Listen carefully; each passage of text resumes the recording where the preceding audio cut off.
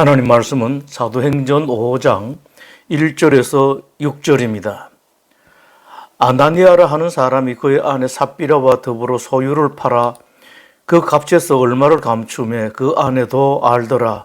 얼마만 가져다가 사도들의 발 앞에 두니 베드로가 이르되 아나니아야 어찌하여 사탄이 내 마음에 가득하여 내가 성령을 속이고 땅값 얼마를 감추었느냐.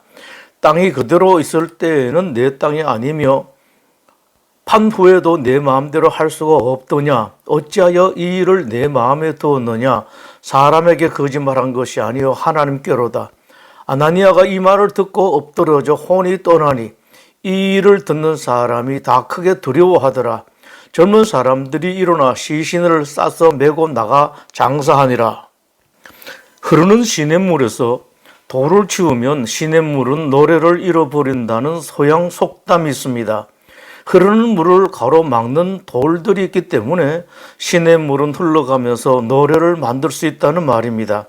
그래서 그런지 하나님께서는 종종 그리스도인들에게 또 교회에 환란이란 돌을 주십니다. 예수님께서 승천하신 후에 제자들에게 성령님이 오셨습니다. 성령님이 오신 제자들은 놀라운 일들을 만들어냅니다. 한 번도 배운 적이 없는 외국어를 능통하게 말했습니다.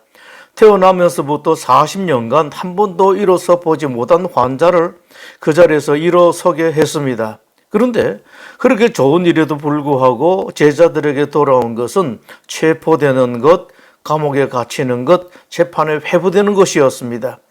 그러나 제자들은 그런 박해에도 불구하고 밖으로는 더욱 담대하게 복음을 전하고 안으로는 교인들 간에 서로 도와주고 날마다 예배당에 모이기를 힘쓰고 하나님을 찬미했습니다. 세상 사람들에게는 칭송을 받았습니다. 믿는 사람이 다 함께 있어 모든 물건을 서로 통용하고 또 재산과 소유를 팔아 각 사람의 필요를 따라 나눠주며 날마다 마음을 같이하여 성전에 모이기를 힘쓰고 집에서 떡을 떼며 기쁨과 순전한 마음으로 음식을 먹고 하나님을 찬미하며 또 온 백성에게 칭송을 받으니 주께서 구원받는 사람을 날마다 더하게 하시니라. 사도행전 2장 44절 47절 말씀입니다. 나서서 하나님의 일을 하지 않고 가난한 사람들을 도와주지 않으면 내 돈이 굳고 재산이 늘어나고 힘도 덜 드는 것을 모르는 사람은 없습니다. 그럼에도 제자들은 붙들려 잡혀가서 매맞고 재판받으면서도 계속해서 그렇게 산 까닭은 거기에 기쁨이 있고 행복이 있고 삶의 의미가 있었기 때문입니다. 초대 예루살렘 교회가 특히 힘쓴 것은 가난한 사람들을 위한 구제였습니다. 모두가 가난하던 시절에 교회에는 가난한 사람이 없을 정도였습니다. 교회에 다니는 사람들은 넉넉하지는 않지만 먹을 것이 없어서 못 먹는 사람이 없었습니다. 교인들 가운데는 집과 땅을 팔아서 구제 헌금을 하는 사람이 있기도 했습니다. 사도행전 4장 32절 이하 말씀입니다. 믿는 무리가 한 마음과 한 뜻이 되어 모든 물건을 서로 통용하고 자기 재물을 조금이라도 자기 것이라 하는 이가 하나도 없더라. 사도들이 큰 권능으로 주 예수의 부활을 증언하니 무리가 큰 은혜를 받아 그 중에 가난한 사람이 없으니 이는 밭과 집 있는 자는 팔아 그 판 것의 값을 가져다가 사도들의 발 앞에 두매 그들이 각 사람의 필요를 따라 나눠줌이라. 당시 교인 중에 아나니아 삽비라 부부에게 그것이 무척이나 좋아 보였습니다. 재산을 팔아서 교회에 바치는 것도 부러웠고 무엇보다 그런 사람들이 다른 교우들에게 존경받는 것도 부러웠습니다. 이 부부가 자기들의 땅을 팔아 교회에 헌금을 했습니다. 참으로 귀한 일입니다. 큰 돈이든 적은 돈이든 그런 일은 정말 귀합니다. 그러나 문제는 땅 판 값 중에서 일부를 바치면서 땅값 전부라고 거짓말을 한 것이었습니다. 사도 베드로가 그 사실을 알고 남편 아나니아를 책망했습니다. 아나니아여 어찌하여 사탄이 내 마음에 가득하여 내가 성령을 속이고 땅값 얼마를 감추었느냐. 땅이 그대로 있을 때에는 내 땅이 아니며 판 후에도 내 마음대로 할 수가 없더냐? 어찌하여 이 일을 내 마음에 두었느냐? 사람에게 거짓말을 한 것이 아니요 하나님께로다. 베드로의 책망을 받은 남편 아나니아는 그 자리에 쓰러져서 죽고 맙니다. 그로부터 3시간이 지난 후에 그 사실을 모르고 온 아나니아의 아내 삽비라에게 베드로가 같은 질문을 했습니다. 그러자 사실이 아니라는 것을 알면서도 거짓말을 돌이키지 않았습니다. 아내 삽비라 역시 그 자리에서 쓰러져서 죽고 맙니다.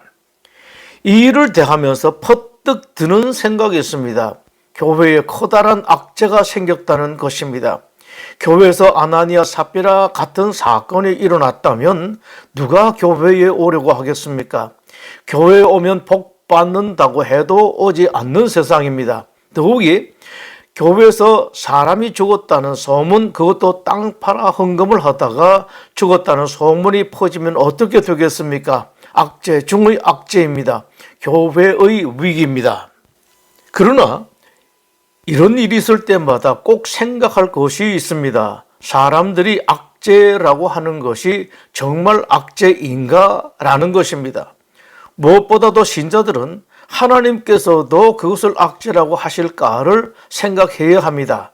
만약 하나님께서도 그렇게 생각하셨다면 그까짓 일이 얼마든지 막을 수 있는 하나님께서 왜 교회에 그런 사건이 일어나도록 내버려 두셨겠습니까? 우리 하나님은 절대 바보가 아닙니다. 하나님은 악재 같은 일을 만들지 않으십니다. 아나니아 삽비라의 사건을 하나님은 악재가 아니라고 단호하게 말씀하십니다. 그런 것 때문에 교회의 위상이 추락되거나 올라가는 것이 아니라고 말씀하십니다.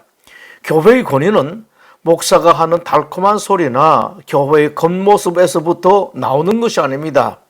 교회에 나오면 무조건 잘 되고 일이 잘 풀리고 복을 받는다, 사업이 잘 된다라고 하는 말, 멋지고 화려한 교회당, 구름대처럼 몰리는 교인들의 수 때문에 교회의 위상이 올라가는 것이 아니라고 말씀하십니다. 세계 역사에 있어서 기독교 황금기가 있었습니다. 그때는 물론 박해는 비슷한 것이라고도 생각할 수 없었습니다. 그때는 누구든지 기독교 신자가 되고 싶어 했습니다. 어떻게 하든 기독교 신자라는 이름이라도 가지고 싶어 했습니다. 그러나 그때는 기독교 신자라는 이름도 함부로 가지지 못했습니다. 신자들도 교회에서 직분을 받는 것은 그 어떤 다른 명예보다 더 귀한 것으로 여겼고, 교회 신자라는 이름은 부유층들의 품위를 위한 필수 액세서리였습니다. 그러나 기독교의 그 황금기가 겉으로 보기와는 정반대로 교회가 썩고 기독교가 망하는 기독교의 암흑기였습니다. 화려한 교회의 겉모습 속에서 기독교는 썩어갔고 망해갔습니다. 기독교의 황금기는 곧 기독교의 암흑기라는 사실은 한때의 아이러니가 아니라 언제나 진리입니다. 그때도 진리였고 지금도 진리입니다. 오늘날에도 여전히 진리인 이 말씀은 그대로 살아있습니다. 교회의 화려하면 곧 교회의 썩음이고 교회의 망함입니다. 이솝이 노예였던 시절에 이솝의 주인의 지시를 받았습니다. 공중 목욕탕에 가서 목욕하는 사람이 얼마나 있는지 보고 오라. 주인의 분부를 받은 이솝이 집을 나와서 목욕탕에 갔습니다. 공중 목욕탕 앞 길에 돌이 위험하게 놓여 있었습니다. 이솝의 호기심이 발동했습니다. 누가 저 돌을 치우나 지켜보고 있었습니다. 목욕탕을 들어가고 나가는 여러 사람이 있었지만 그 돌에 발이 부딪히거나 돌에 걸려 넘어질 뻔하면서도 아무도 그 돌을 치우는 사람이 없었습니다. 한참 있다가 목욕탕에 들어가던 한 사람이 그 돌을 치우는 것을 보게 됩니다. 이솝은 목욕탕 안에 들어가지 않고 그냥 집으로 돌아가서 주인에게 보고했습니다. 주인님, 지금 목욕탕에는 한 사람밖에 없습니다. 이솝에게 사람 같지 않은 사람은 사람이 아니었습니다. 하나님께 교회도 마찬가지입니다. 교회 같지 않은 교회는 하나님께 교회가 아닙니다. 신자 같지 않은 신자는 하나님께 신자가 아닙니다. 생긴 지 얼마 되지 않은 기독교 교회에서 멀쩡하게 잘 살던 부부 두 사람이 3시간 간격으로 심장마비를 일으켜서 죽었다더라. 그것도 땅을 팔아서 교회에 바쳤다가 그런 일이 생겼다더라. 소문이 예루살렘 온 시내에 퍼졌습니다. 소문을 들은 사람들은 모두 다 기독교가 두려웠습니다. 그러나 소문은 그것만 퍼진 것이 아니라 함께 따라 붙은 소문이 있었습니다. 그 부부가 참변을 당한 것은 교회에 거짓말을 했기 때문이래. 이 일 때문에 교회 다니던 사람들도 세상 사람들도 알게 된 것이 있었습니다. 교회에는 두려운 존재가 계신다. 우리 눈에 보이지는 않지만 대단한 존재가 계신다는 것입니다. 세상 사람들은 예수 믿는 사람들이 십자가에 달려 죽으신 예수가 다시 살아났다고 하는 말이 정말이라는 생각을 하게 되었습니다. 그리스도께서는 교회를 사랑하십니다. 정말로 사랑하십니다. 그리고 여러분 한 사람 한 사람을 정말로 사랑하십니다. 알고 믿으십시오. 알고 사십시오. 아는 것만큼 여러분의 힘이 됩니다. 정말로 사랑하십니다. 그리스도께서 교회를 신자를 얼마나 사랑하시는지 말씀하시는 곳이 있습니다.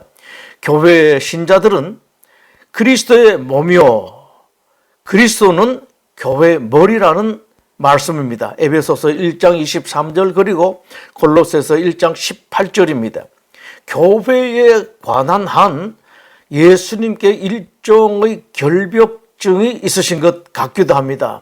주님은 교회가 더럽혀지는 것을 추호도 용납하려고 하시지 않습니다.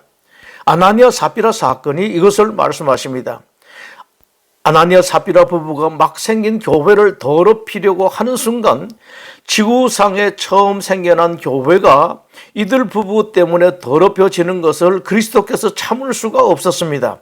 비록 이 일로 말미암아 사람들이 교회를 멀리하고 교회에 안 나오는 한이 있다고 할지라도 교회가 더럽혀지는 것, 교회가 거짓말로 오염되는 것은 용납하실 수가 없었습니다. 그것을 보신 그리스도께서 무섭게 일어나셔서 가차없이 치고 마셨습니다. 하나님께서는 교회에 관한 한 어떤 다른 것보다도 엄격하십니다. 그 엄격하심은 교회에 보내신 당신의 종에 대해서는 더욱 그리하십니다. 예수님은 늘 용서하라고 하셨습니다. 사랑하라는 말씀과 똑같이 용서하라고 말씀하셨습니다. 베드로가 크게 마음먹고 7번 용서하면 되겠습니까? 라고 여쭙자 예수님께서 대답하셨죠.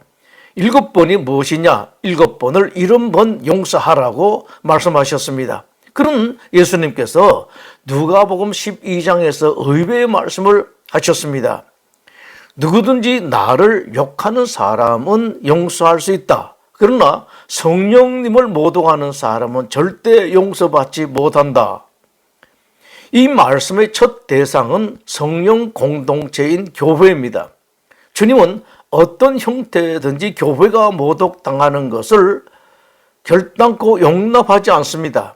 반대로 제대로 하지는 못해도 교회를 사랑하려고 하는 사람들, 진정으로 교회를 아끼는 사람들을 주님께서는 정말 좋아하십니다. 사무엘 시대에 엘리 대제사장에게 제사장 노릇을 하고 있던 두 아들이 있었습니다. 두 아들이 성전을 못 오겠습니다. 그들의 아버지인 대제사장에게 하나님께서 무섭게 경고하셨습니다.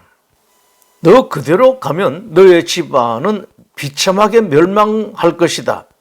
여러 차례 경고했지만 엘리는 하나님의 경고를 그리 심각하게 받아들이지 않았습니다. 하나님의 말씀이기 때문에 두 아들을 책망하기는 했습니다만 모양만 내었습니다. 그대로 세월이 한참 흘러갔습니다. 하나님의 그 경고는 경고로 끝날 것 같았습니다. 그러나 아십시오. 하나님은 지키지 않을 약속이나 경고를 하시지 않습니다. 얼마 뒤에 이스라엘과 블레셋 사이에 전쟁이 일어납니다. 그 전쟁에서 엘리 대제사장의 두 아들이 한꺼번에 죽고 말았습니다. 그 소식을 들은 아버지 엘리 대제사장이 뒤로 넘어져서 목이 부러져서 죽습니다. 그 소식을 또 출산 준비하고 있던 엘리의 며느리가 듣고 출산하다가 생명을 잃고 말았습니다. 예루살렘 교회에서 저주를 받아 사람이 죽었다는 소문이 온 예루살렘에 퍼졌습니다. 이제 막 생긴 기독교는 절대 위기를 맞습니다. 아나니아 삽비라 부부 때문에 생긴 그 악재 때문에 기독교 교회는 생기자마자 곧장 역사 속으로 사라질 것만 같았습니다. 그러나 정반대였습니다. 그 일로 교회는 더 권세가 커졌습니다.